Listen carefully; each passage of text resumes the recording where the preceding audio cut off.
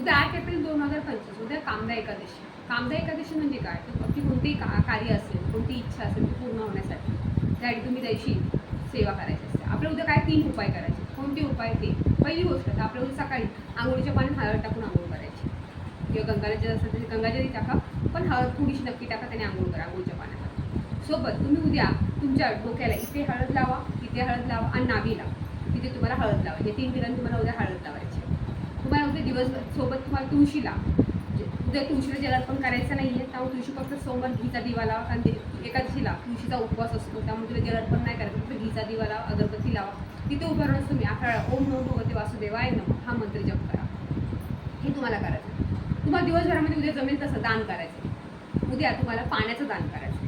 म्हणजे एखाद्या तुम्ही 10 रुपयाची 20 रुपयाची बिस्लरीची बाटली जरी दान केली तरी खूप छान आहे.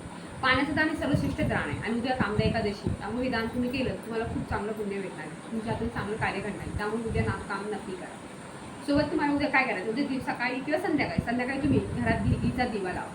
घीचा दिवा लावा, देवासमोर लावा तो घीचा दिवा, त्यात थोडीशी हळद टाका किंवा तुम्ही जर तुमच्याकडे तुळी मुली असेल तुम्ही ती टाकली तरी चालेल आणि देवासमोर घीचा दिवा लावायचा आणि तिथे उभं राहूनच तुम्हाला एक माळ ओम नमो भगवते वासुदेवाय नमः हा मंत्र जप करायचा.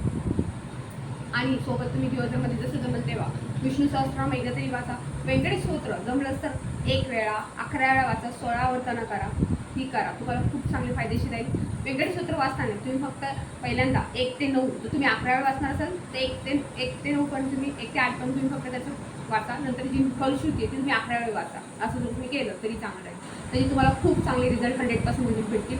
खूप चांगल्याचे अनुभव येतात. फक्त मनापासून श्रद्धेने करा. तुमची श्रद्धा कशी असेल तर त्याच्यावर डिपेंड झालं. श्री स्वामी.